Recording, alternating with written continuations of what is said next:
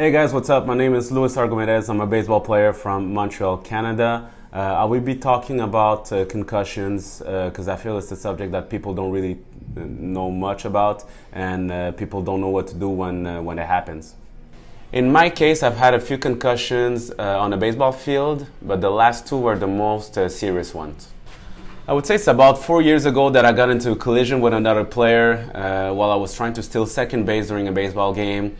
And I feel like that's the concussion that actually changed my whole life because the recovery, I remember the recovery was super hard.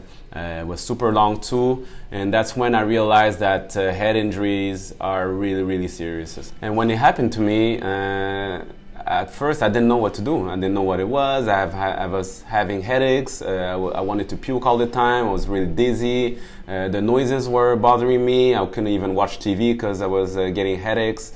I was falling asleep all the time. So I decided to go see a doctor. So obviously he made me pass a CT scan. I had to do the impact test.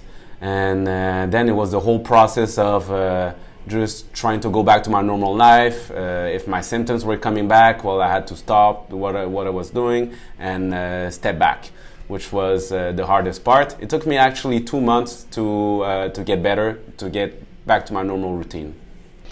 That being said, I had another concussion a few months ago. I got hit by a 90 miles per hour fastball in the face.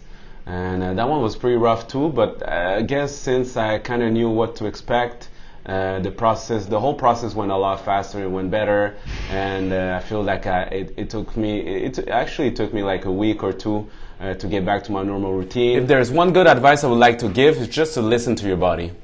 Concussions are pretty serious, but you gotta go step by step. That's the only way you can do it.